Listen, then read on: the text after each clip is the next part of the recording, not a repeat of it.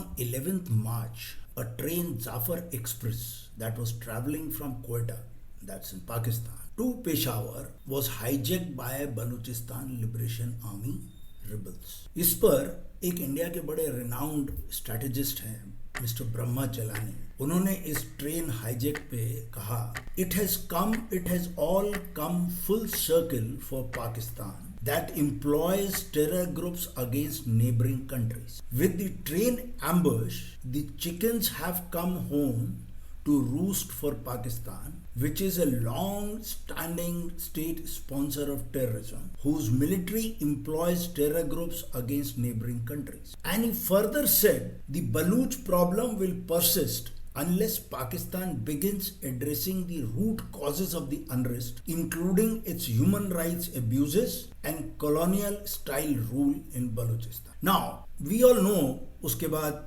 क्या हुआ और अभी लेटेस्ट क्या चल रहा है. But my focus is on something more serious and, in my opinion, more important. As many of us have been writing and stating since 90s on the future of Pakistan and the direction it is heading to.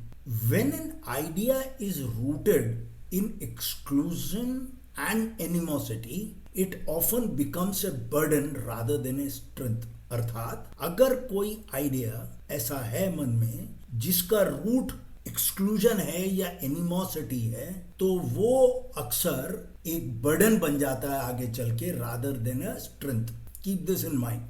Now, Pakistan was created in 1947 on the basis of religion. And as a result, religion gradually infiltrated. Religion जो था वो root cause था पाकिस्तान बनने का, और religion gradually जो है infiltrate हो गया सारे aspects of governance. जुडिशरी में भी घुस गया, आर्म फोर्सेस में भी घुस गया, पार्लियामेंट में घुस गया, एजुकेशन सिस्टम में घुस गया, and became an ideological justification of its existence. वो उसके एग्जिस्टेंस का आधार बन गया. क्यों बन गया? क्योंकि उस जमीन पर कभी भी कोई ऐसा किंगडम ना ही कोई एम्पायर एग्जिस्ट करता था by the name of Pakistan. वो जो लैंड थी वो अलग अलग एम्पायर्स और का हिस्सा जरूर थी, जो कि या तो दिल्ली से राज्य होते थे या वो कभी सिख एम्पायर का हिस्सा था. So it was an exercise for the newly formed state Pakistan, उनके थिंक टैंक का, कि as to how could people with different ethnic backgrounds be united and develop patriotism. अब बहुत सारे हिंदुस्तानियों को ये नहीं मालूम होगा कि पाकिस्तान में बहुत ethnic diversity है, हमारी जितनी ना हो लेकिन बहुत है. वो कोई मोनोलिथ इस्लामिक कंट्री नहीं है कि सब एक जैसे हैं. Now with major groups including Pakistan, it's a very diverse country with lots of ethnic groups and languages. The major groups are Punjabis, Pashtuns, Gujjar, Sindhis, Saraikis, Mohajirs, Baluch, Pahadis, Brahuis, Shina, Burusho, Hazaras, Baltis, Kohistanis, Khetranis, Siddhis, Kashmiris, और भी बहुत छोटे छोटे अलग group है, मकरानीज, Uzbeks, Tajiks, खो इत्यादि इत्यादि. और उसके अलावा करीब 2-2.5 मिलियन वो भी लोग हैं और ज़्यादा ही जो अफगानिस्तान से पाकिस्तान में आ गए और वहीं पैदा हुए हैं पिछले 40 साल. पर उसमें पश्तून भी हैं, ताजिक्स भी हैं, उज्बेक्स भी हैं और मैनी. और इन सब की अलग डिस्टिंक्ट कल्चरल और लिंग्विस्टिक आइडेंटिटीज हैं. They each of them have their own distinct cultural and linguistic identity. So वो पाकिस्तान जो नया बना, उसका थिंक टैंक ने सोचा that the easiest way to unify all these people was religion, that is Islam, and portray India as a common enemy. अब इसको करने के लिए आपको कुछ करना पड़ेगा. तो history was manipulated, rewritten to portray Islam as the saviour which brought progress, and Hindu era was a dark era of this land. Now, despite of all these efforts, insurgency has existed in northwest frontier province now called as Khyber Pakhtunkhwa. Pakistan के Balochistan province में 1948 से चल रही है, और east Pakistan तो already separate हो ही गया. Despite all these efforts, now the fires in Balochistan, Khyber Pakhtunkhwa, Sindh, Pakistan occupied Kashmir जो गिलगिट और ये सब रीजन है, ये उनके मीडिया में it has received cursory coverage, उस पर कोई तवज्जो दी नहीं जाती। अब पिछले महीने मौलाना फजलुर रहमान जो है वहां के, उन्होंने नेशनल असेंबली में बोला भी, वार्न किया कि 5 to 7 districts in Balochistan were in a position to announce independence. और एक मेंबर ने ये यहां तक कहा कि कई डिस्ट्रिक्ट्स में अब पाकिस्तानी फ्लैग भी फ्लाई नहीं करते। Now although there is no doubt that these insurgents cannot hold any area for longer than a few hours because Pakistan army is a professional army and a trained army. लेकिन the insurgents can strike at will and seize control of major highways and small towns, and this itself will create a lot of problems क्योंकि वो जो authority है पाकिस्तान की वो चल नहीं पाएगी यहाँ पे, एडमिनिस्ट्रेशन काम नहीं कर पाएगा, and it will also stop all the ambitious plans to attract foreign investment in infrastructure and mining projects in this region. अब इस सब में क्योंकि इंसर्जेंसी तो बहुत समय से चल रही थी और अलग अलग ग्रुप्स थे, तो 4 जो मेजर ग्रुप्स थे, 4-5, उनको मिलाकर अब उन्होंने एक ऑर्गेनाइज यूनिफाइड कमांड स्ट्रक्चर बनाया और डिक्लेयर किया कि we will all operate under the name Baluch National Army so that we can shift a focus from scattered operations to an organized, more coordinated and decisive. और वो उन्होंने करके दिखाया, because पिछले ऑलमोस्ट 9 वीक्स में 2025 के there have been already 70 incidents जिसमें 100 से ज्यादा Pakistani security forces personnel have died, and in 2024 alone over 900 attacks took place in this region. Now, while the Baluch insurgents have upped their game, not just in terms of ferocity, intensity and also organizational capability, जो Pakistani state है, that is basically controlled by Pakistan Army, has not been able to evolve a response, an effective response to all. Now the point is, why is Pakistan establishment unable to deal successfully with all these insurgent movement, and why have they reached to this impasse जहां एक train hijack हो गई और अलग अलग sources अलग अलग खबर दे रहे हैं? उसके लिए हमें फिर से वापस कि this deep rooted animosity against India shaped entire Pakistan policy. This became a central pillar.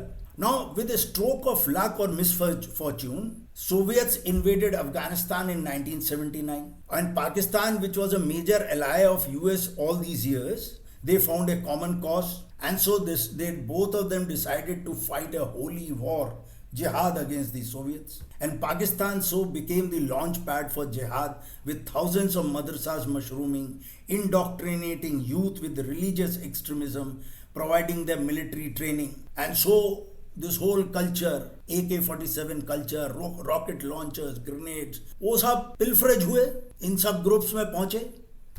Now the war, although ended with Soviets withdrawing, but the seeds of radicalization had already been sown in those years. Now this victory sort of emboldened Pakistan's military strategists, who believed that they have found finally a winning formula, that is proxy war. So they decided to replicate the Afghan model in Kashmir. And this led to decades of bloodshed, insurgency and terror attacks across India, particularly Kashmir. Now Pakistan hoped to beat India through 1,000 cuts and force a retreat from Kashmir, much like the Soviets did. And also they could avenge the loss of Pakistan. But Pakistan underestimated India's resilience. And ये जो resilience था, ये कहाँ से आया था? ये किसका outcome था?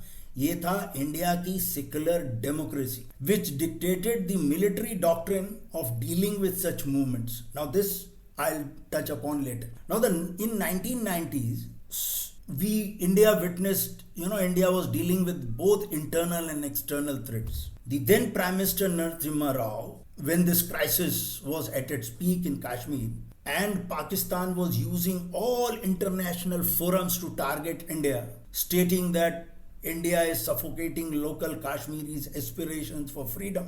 India is causing untold miseries on locals. India is causing human rights violations. At that time, Prime Minister Narasimha Rao said, and it was quoted in a book written by Mr. J.N. Dixit, who was the Indian Foreign Secretary and erstwhile National Security Advisor, in his book The Flawed Inheritance. Prime Minister Narasimha Rao said, and these are prophetic words, one should keep a note of these. He said, it is expected from Pakistan to show this kind of animosity against India. But what is to be seen is how long Pakistan can sustain itself with this kind of animosity. Now, decades later, we have the answer. Pakistan today is the second most impacted nation by terrorism, internal terrorism, ranking worse than Syria in the global terrorism index. And its economy is surviving on donations and is now facing numerous secessionist movements, and its youth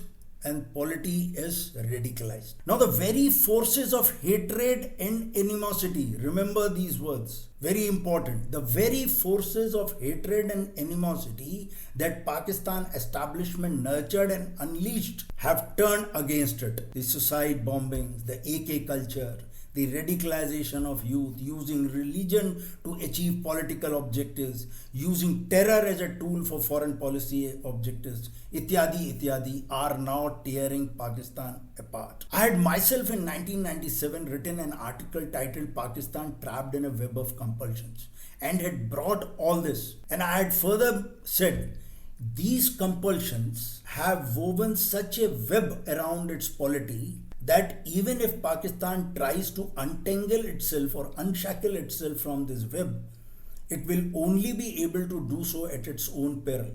अर्थात पाकिस्तान की polity ने अपने चारों तरफ इस तरह के web of मकड़ी का जाला बुन रखा है कंपल्शंस का, कि अगर वो कभी चाहें कि इसमें से निकलना भी चाहें तो भी वो निकल नहीं पाएंगे. Now, India also had its own share of secessionist movements. So it is interesting now that how have the Indian government, successive Indian governments and the Indian armed forces have succeeded in controlling these numerous secessionist movements. Mizoram, Nagaland, Punjab, Kashmir, Assam. Now we have been able to deal with them successfully because of two reasons. One, secular democracy. We were accommodative to the local aspirations. And then the military doctrine that flew from it was winning hearts and minds of the people, and offensive against the rebels, those who are using violence as a means to achieve political objectives. So we succeeded because of two reasons. We were secular democracy, we were accommodative to local aspirations and desires, and second, the military doctrine that flew out of this was winning hearts and minds of the people and offensive against the rebels that were using violence to achieve their political objectives. But Pakistan, despite losing East Pakistan, has not learned its lessons. उसका game और उसकी policies अभी भी वही पुरानी है. Brutality, local tribal चीफ्टेंस को खरीद लेना, bribing influential politicians, browbeat the people, stifle or suffocate all decent, and keep a tight leash over the media, or install puppet governments under the garb of democracy. And so it has proved counterproductive. Ab, the more the Pakistan army doubles down on its repressive rule, the more it would alienate the people, the Baluch as well as anywhere else. Now, so from all this, there are certain lessons that emerge. Religion and radicalism cannot be the foundation for state's progress. History manipulation, fostering hatred may work in the short term, but in the long run they destroy a nation from within. When a nation creates too many enemies and disgruntled elements within its own country, its own communication system, which is so vast. Now we have rail communication to Kashmir and many remote parts of northeastern states. They will now be increasingly more vulnerable to such attacks, and it will take a colossal effort to safeguard those. India must ensure that it never takes the road that Pakistan took in 1947. Finally, Pakistan is trapped in a web of its own making. We have seen this, how it all started. और उसमें से escape करना will bring more pain. A nation that builds itself on hatred will eventually be consumed by it. The choice is ours. Do we learn from history or do we repeat its mistakes? Thank you. Jai Hind.